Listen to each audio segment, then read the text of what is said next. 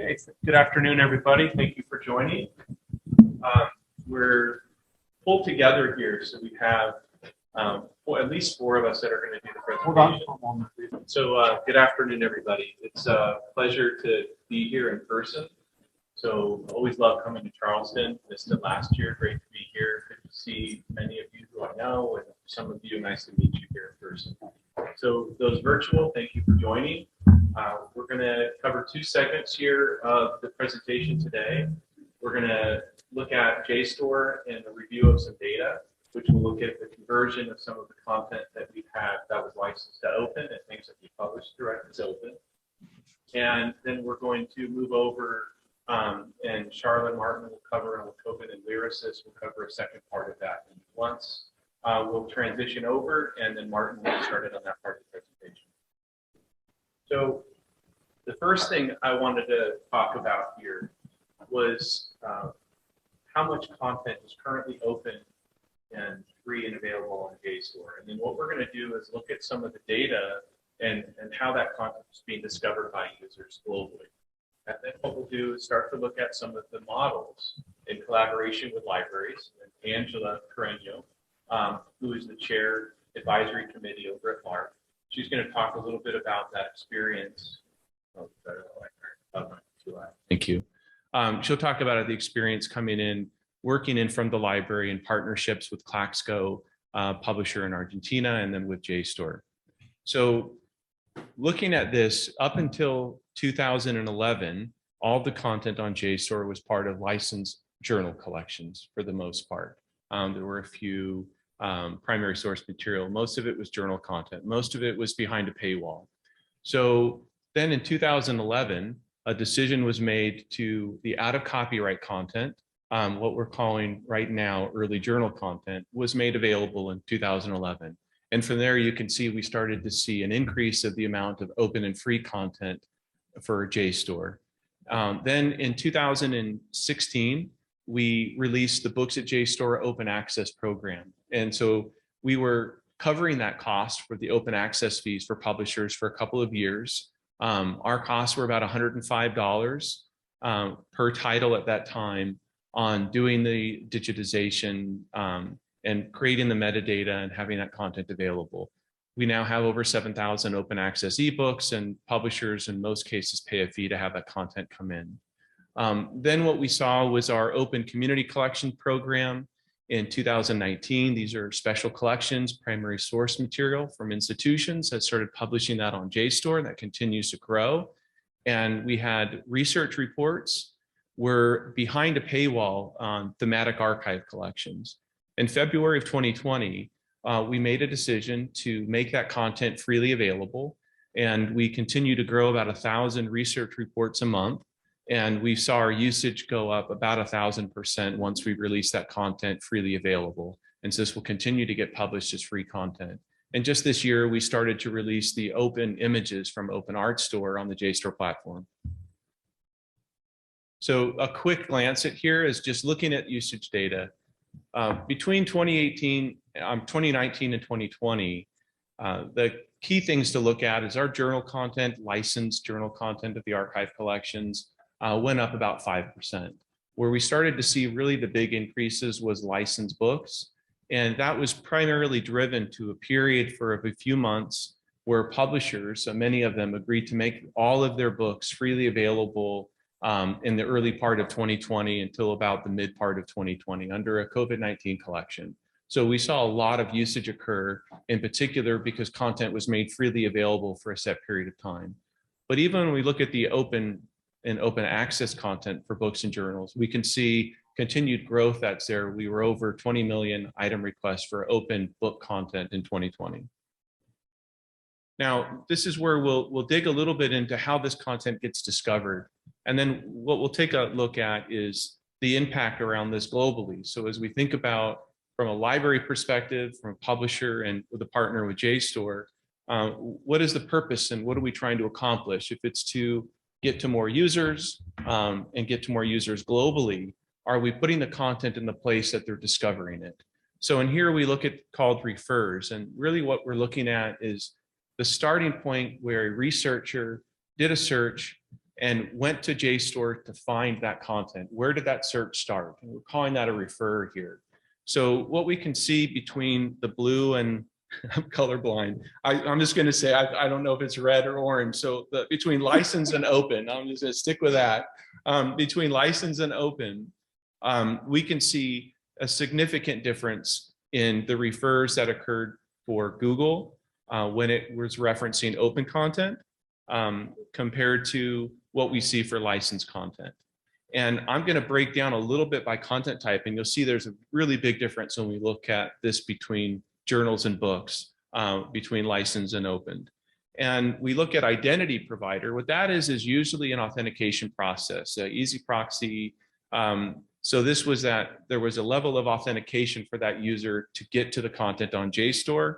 Academic site, which usually is going to be driven in many cases by MARC records from discover the A through Z list or so that might be on a library site. And then we look at the discovery service. So whether it's through any of the discovery service providers that are out there that as a library you probably pay for. And you can see those portions are very small even for licensed content on what drives traffic onto Jstor.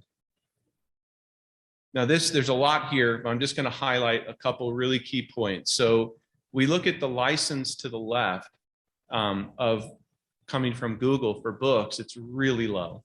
So the big driver for traffic of our ebook content, which we saw earlier was growing significantly, is primarily driven by discovery that the users are already on the Jstor platform. So they're there on Jstor, they might have come in from licensed journal content, and while they're conducting a search and looking for relevant content for ebooks. And when ebooks are open access, it changes. Now a lot of that reason is because the users that are coming into this content are not coming in from institutions that license books. They're finding it as being freely available on the web, and we'll take a look at this a little bit regionally. It's coming from individuals that wouldn't normally have access to ebook content through their institution.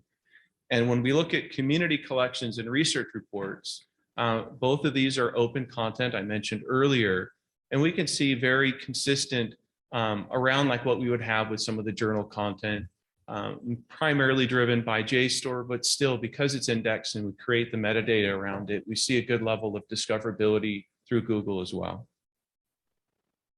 Now this is looking at it regionally. So like as we think of when we make content open or open access and it's freely available, how are users accessing it around the world? So if we're really trying to get to parts of the world, and we can see here in Africa, Asia, South America, when we looked at the scale before and aggregate around Google, we can see a large percentage of usage is coming from Google in these parts of the world. A lot less of that when we start looking at Europe, North America, and parts of Australia and New Zealand. And this is taking a look at when content is licensed, and that's the ranking by usage on the right, licensed journals and ranking, when we looked at all of the usage that's occurred in 2020. And we look at to the left, and this is our early journal content, the out of copyright journal content I mentioned we started releasing in 2011. And what you find here, and you'll see similar even with books, you're going to have countries like in the Philippines, Pakistan, Malaysia.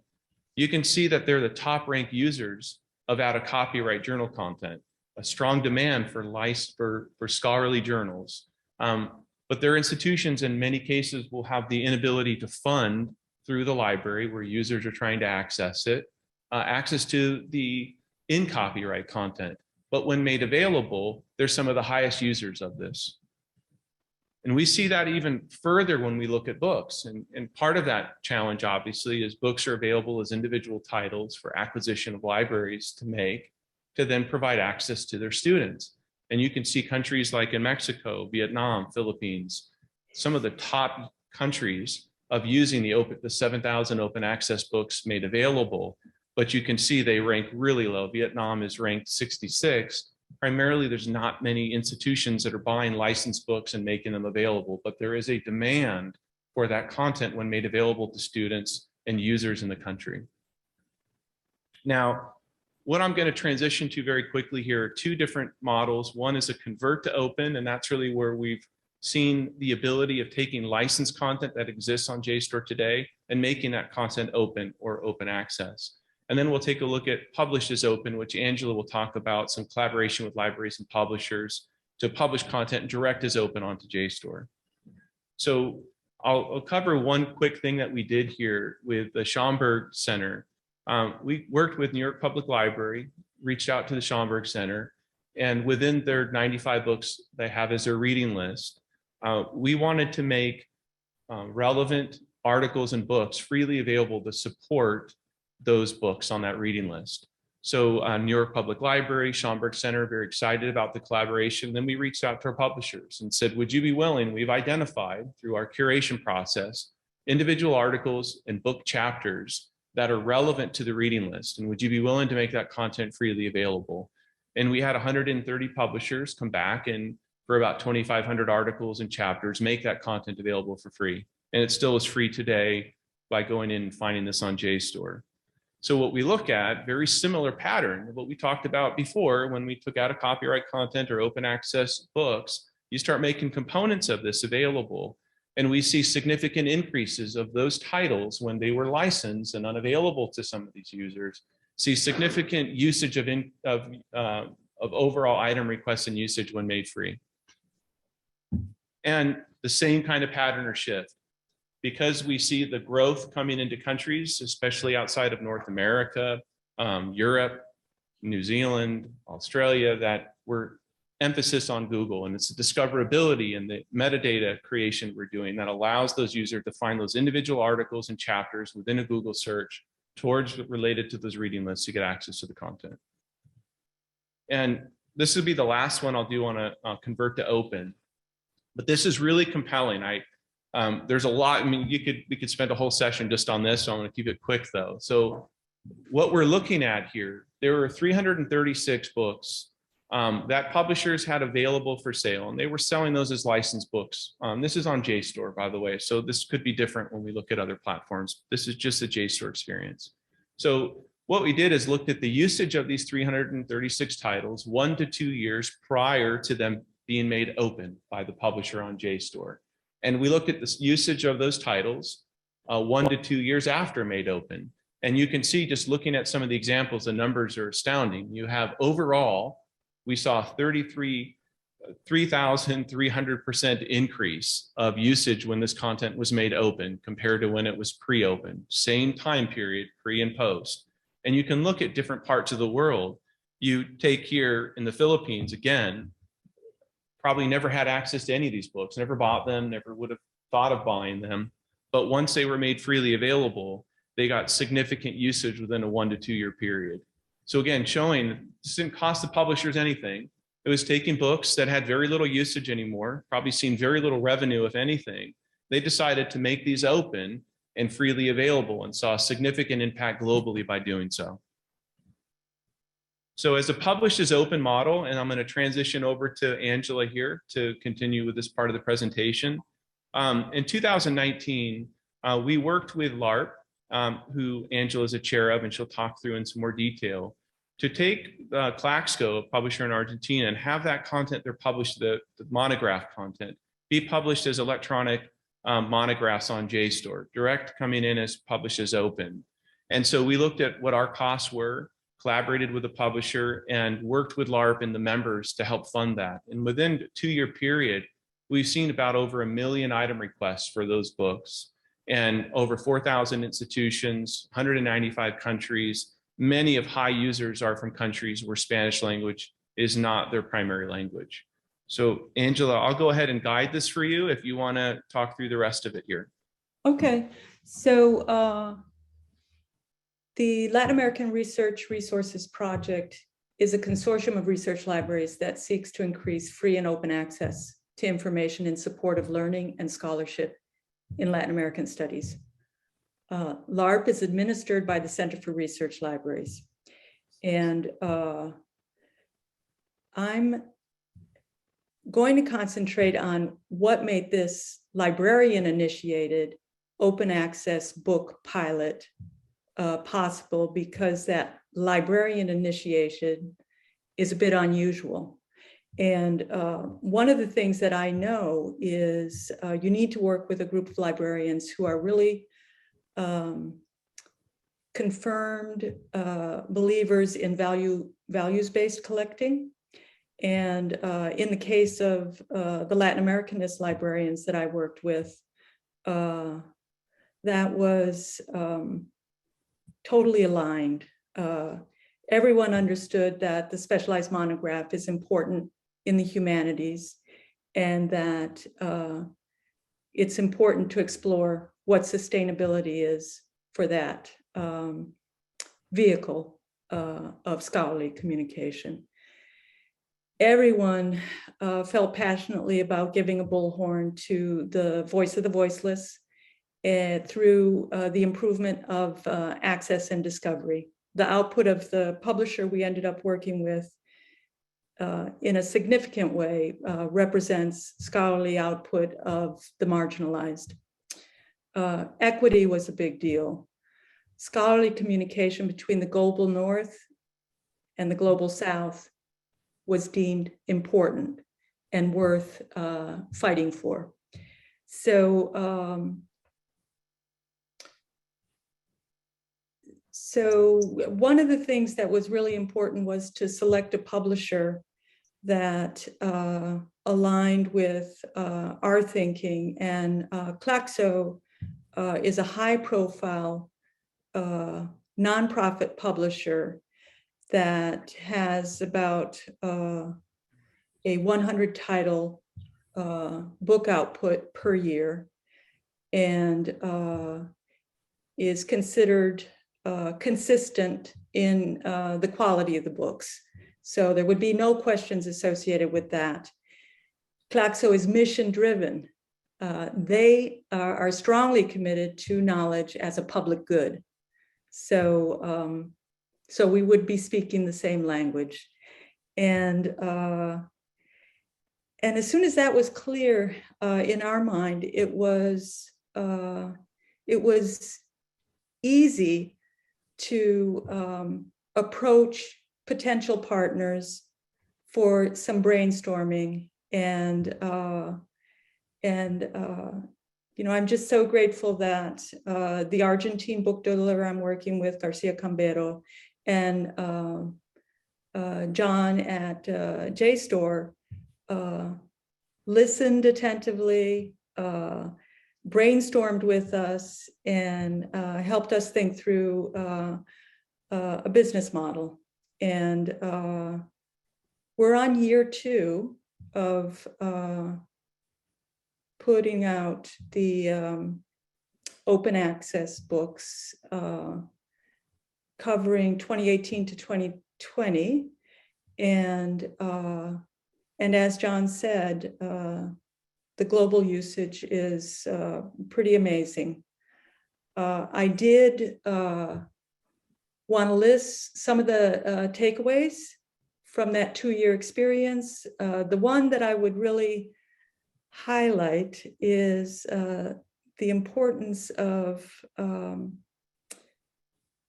librarians that are trying to innovate and explore possibilities to talk to mid-level collection managers at their home institution when they seek support for this type of work.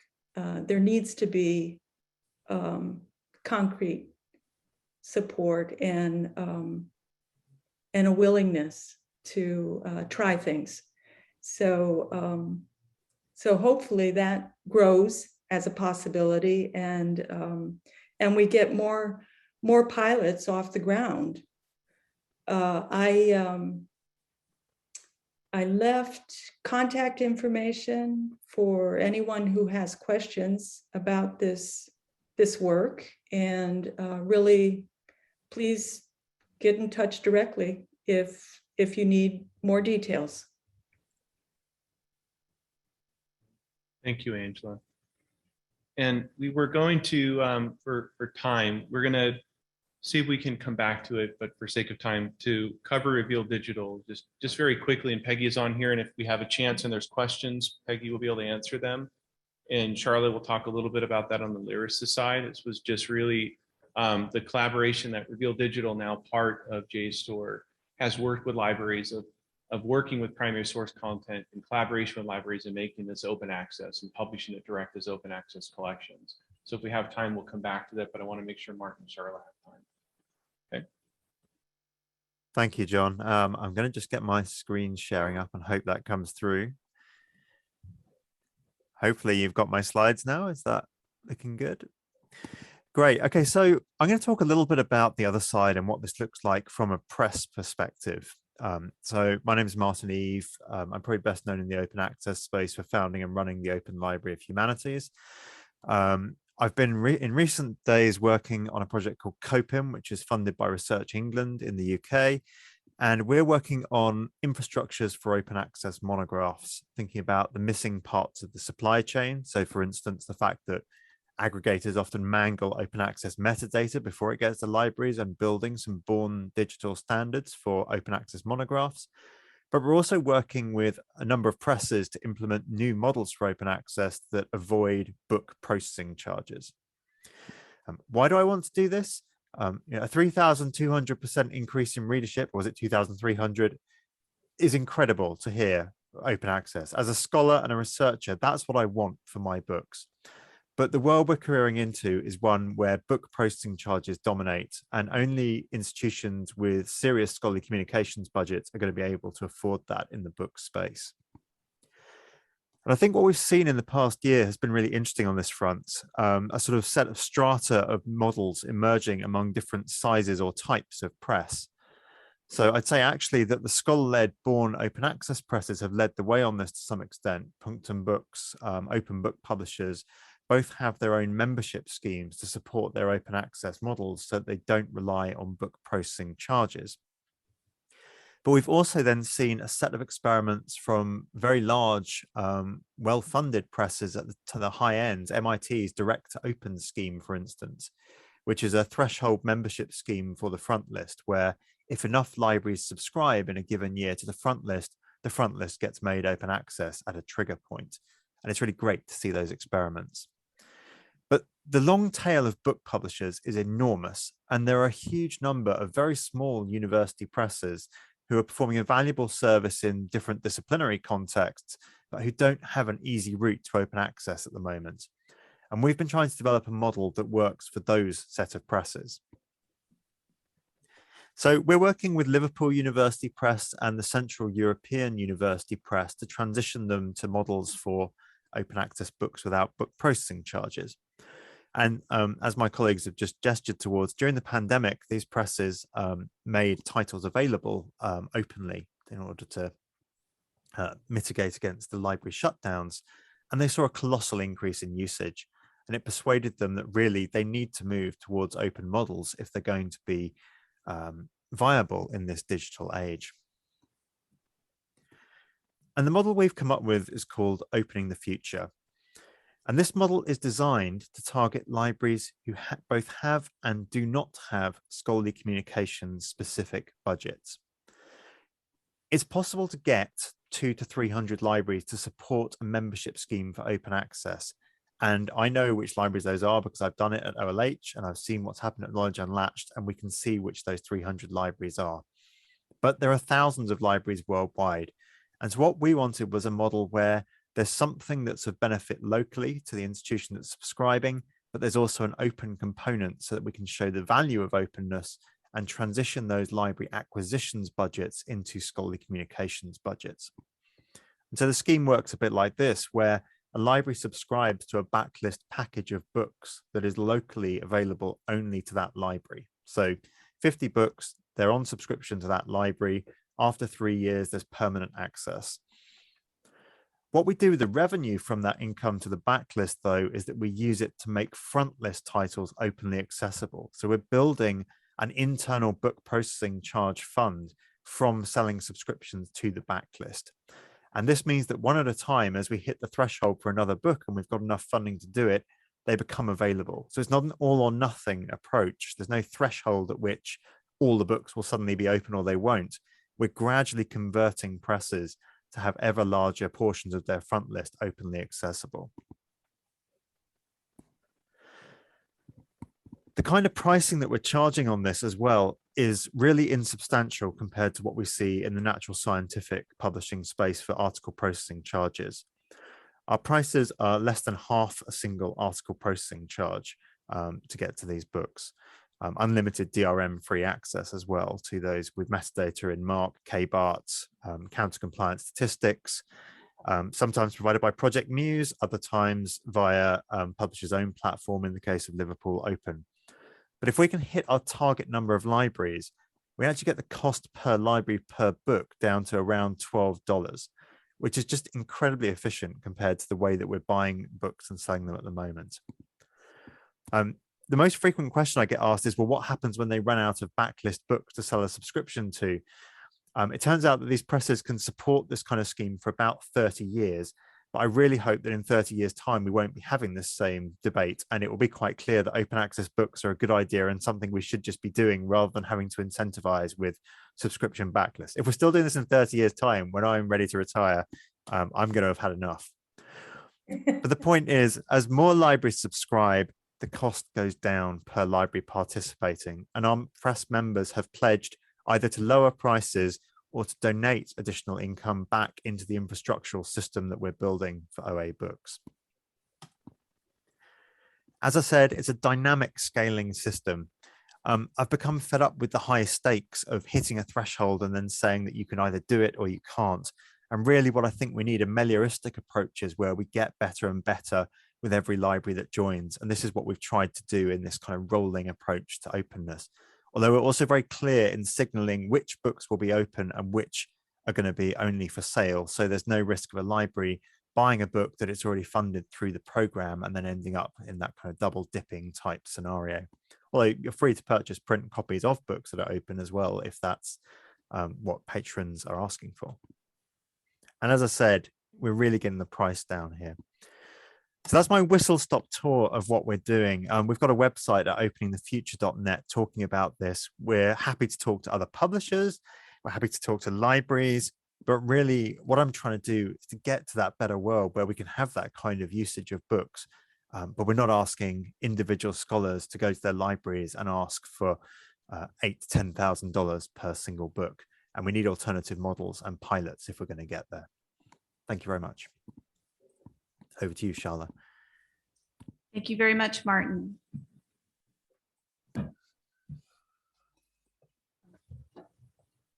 And you can, whenever you get the screen up, is fine. I'm not relying on that to happen right this moment. So hello, everybody. My name is Sharla Lair. I serve as a senior strategist of open access and scholarly communication initiatives at LYRASIS. LYRASIS, if you are not familiar, is a nonprofit membership organization of approximately 1,000 members based in the US.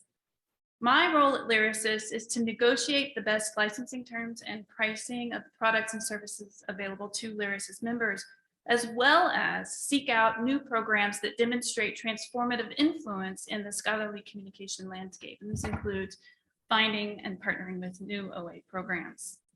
Martin asked me to describe how LYRASIS is bringing together a coherent portfolio of open access options for the library community to support and what we are doing to move from a purchasing ecology to a funding OA environment. So I'll talk a little bit about that.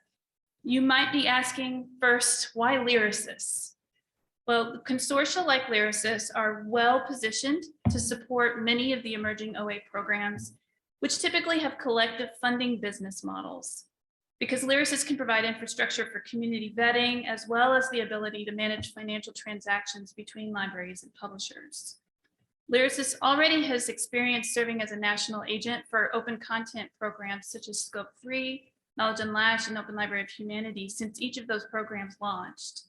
By applying community vetted crowdfunding strategies, LYRASIS can centralize administration and funding of more open content initiatives at a regional, national, and we're now even doing an international scale. Since the pandemic made the need for content to be open glaringly obvious, libraries are now looking for more equitable open access models to participate in, particularly those that embody principles of transparency, fairness, diversity, equity, and inclusion.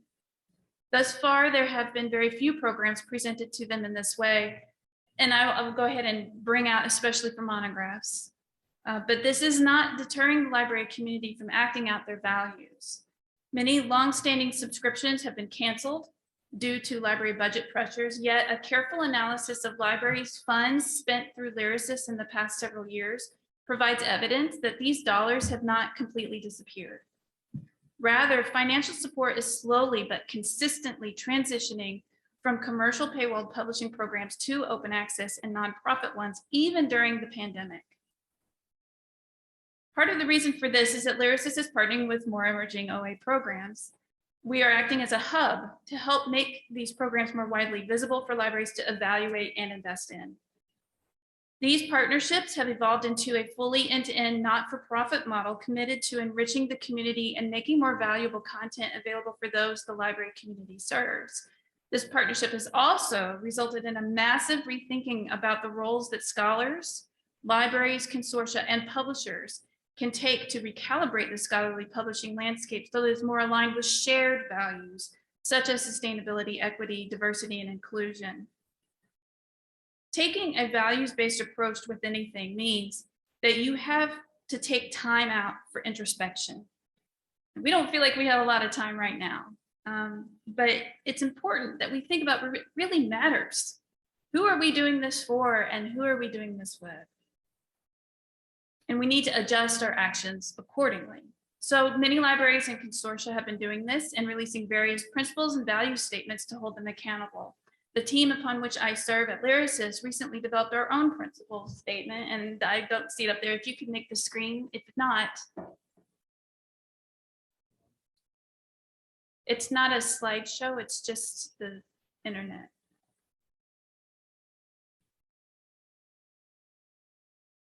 No, it's on this one. It's running on it. Anyway, well, you'll see it whenever you get up there. It's a pretty little graphic design of our principles and values we've established. So for a values-based approach of operating, it's not enough to develop these values or principle statement. You've also got to figure out a way to operationalize those values. And this is the hard part. Libraries and consortia who take a values-based approach want to make smart decisions and support mission-driven and now open access creators and publishers to ensure improved access to research, data, multimedia content, and provide financial support as closely as they can with those actual communities. As a result, many libraries of all sizes are using more of the funds they steward to invest in open programs that are authentically trying to transform how they are operating in order to align with these shared values.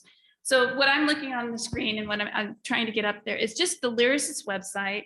We have a tab on there that says open access programs.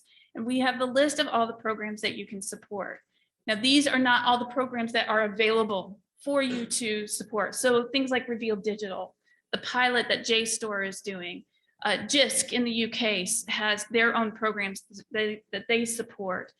There are many others out there, and we need these different hubs in all of these different places and these different trusted partners to be able to cover the entire landscape of where these emerging programs, they need a place to sit, to be found, and to be invested in. And so we need more, though. We need more programs, we need more partners, we need more publishers to invest in whose values align with our own. So LYRASIS partners with a variety of scholarly publishing programs, commercial, paywall, open, but nonprofit, the whole gamut, because we meet our members where they are, and that is where they are. It's a very weird world right now. But if we want to move to a more sustainable scholarly publishing ecosystem, then we must collaboratively reimagine how we navigate this space and consider new values-based way of investing in the change we want to be.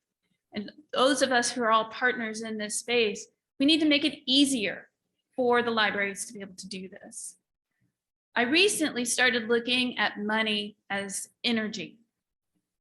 Even with small budgets, you can move that energy in very strategic and values-based ways. When thinking about transformation of scholarly publishing, where do we want that energy to flow? Unlike when investing in a commercial publisher where the funds you steward goes to shareholders, proprietary software, incentives for editors and sales teams. By participating in open access initiatives from mission-driven nonprofit publishers, you are reinvesting library funds in infrastructure that supports and shapes sustainable mission-aligned publishing of new generation scholarly content. And right now, mostly in the humanities, which needs much more support. We must collaboratively reimagine how we work together, fail and learn together, make new mistakes together, and invest in each other so that we can successfully navigate the tensions often found when we juxtapose values of transparency, integrity, accountability. We will not have the power to change the rules that control scholarly communication unless we build the power and trust within and across our communities to reimagine the very stubborn mental model that governs how people think scholarly communication works. So I hope to rally those here in virtual, everywhere, to challenge the status quo and replace it with a reality that is vastly more conducive to our deep-seated human need to contribute to something bigger than ourselves, and imagining open science and what that really means across STEM and humanities. If we believe in a world in which all scholarship is equitably available to all who wish to access it, and if we believe that the current stakeholders, the likes of libraries, higher education administration, scholars, publishers, funders, are the ones who can deliver on that vision, then it is our collective responsibility to equitably connect, educate, and empower those who are committed to leading in a way that will more likely bring that vision to life. So thank you.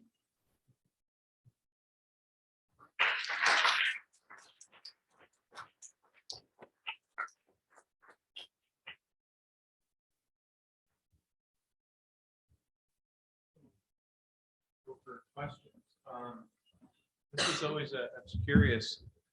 Are we able to see the questions virtual? Okay. Yes, you do have a virtual question. Okay. Somebody said, well said, Sharla.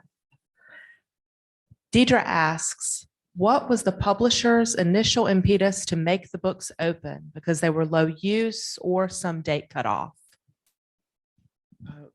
It varied across 30 publishers. Some of them had felt that they reached revenue targets that they needed for those titles. Some that they felt, whether it was to the authors and within their publications, that there was a request to make that content open. So they sent it into us. It's a good question for us to get more detail about the reasons for each one of those titles, which we haven't, but something worth tracking more to have better data to present to it. But it did vary across publishers. Are there any questions here in the room?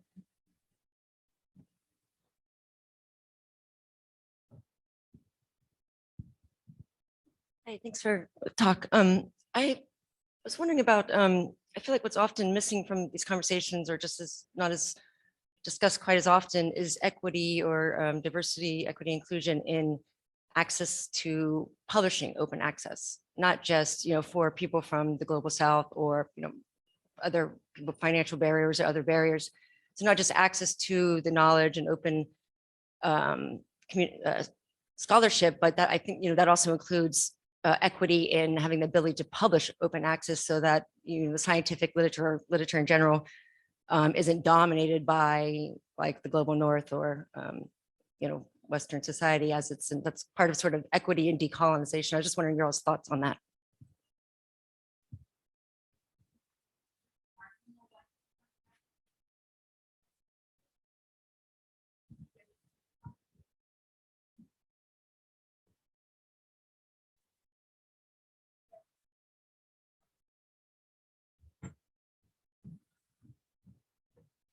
So in case Martin didn't hear me, I know he's probably going to want to answer this question too. The programs that LYRASIS supports, they're all non-APC, and they're all meant to be free to access as well as free to publish, that the funding that goes underneath that. So yes, I totally agree as far as the equity of that. It's really tricky in understanding how many flows through all the publishers, and that sometimes they create APC models because the money is flowing from funding agencies. And that's the only way that they will divvy that out, is in that kind of model. So they're kind of stuck in some ways, but some are moving into new spaces, like for subscribe to open models. or even just collective funding where it allows for them to have that free to publish benefit as well. And I don't know, Martin, if you have anything to say about this. Yeah, I guess I'll just add that the models we're trying to get to work here eradicate the financial barriers, but there are many more levels of social barriers in the way as well that also need to be addressed. So, for instance, language filtering. The fact that it's often not people's first language if they're publishing in English with a Global North University press, and poor language in a proposal is something that will get you rejected outright. So an example is I'm speaking next week to IFL to talk about what we can do to bring more authors from outside the usual suspects into the fold.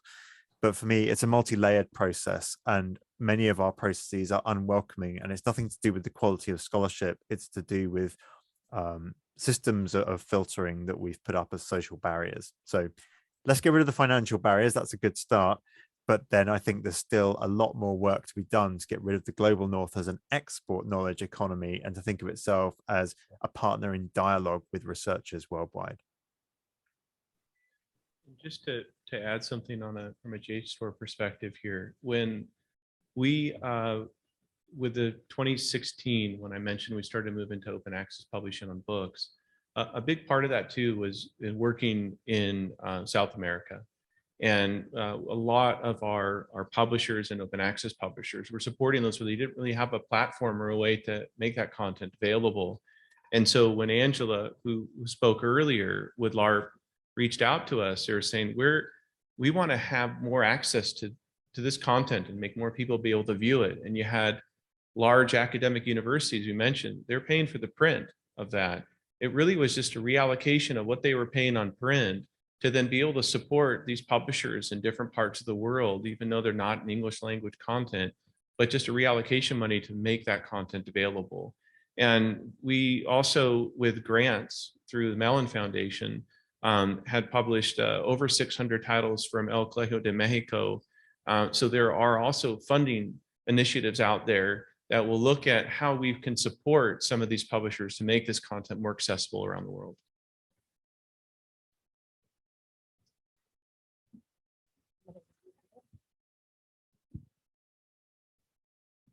Hi, Heather Staines from Delta Think. Two what I hope will be quick questions. One, I apologize, I missed the first few minutes of the talk, but with the books that were opened via Jstor, did users have to register their institution so that usage could be attributed back, or was it just open and so that's why we see the country data? It was just open. We were able to, well, there were two, I'm sorry, let me be clear. One of the parts that I talked about with that COVID-19 collection where publishers made licensed content available, institutions did need to register to make that content available. The open access publishing, there is no requirement or need to do that. But because most of these institutions are part of Jstor at some, whoa, yeah. I don't know if that was me or not. Sorry. Because they were affiliated already with Jstor at some capacity, we were able to monitor to that usage across those affiliated IPs. Okay, thank you. And then other quick question, the Schomburg list, that's amazing that that content was able to be made open. I wondered if you'd done any explorations with the Open Syllabus project to maybe identify other areas around diversity and inclusion that you could also target for future projects. It's a great question. We actually have just Denise Abay and I had been talking, and the curator over at New York Public Library, and so that is definitely on that list of trying to expand on that as a guide to be able to find additional articles, book chapters to make available to that, and that's definitely next on the list. And whoever has access to chat, if they would put in the link to opensyllabusproject.org, I think that's the correct URL, so folks can research that, because I don't have access to it, but not everybody knows what that is. Any other questions here in the room?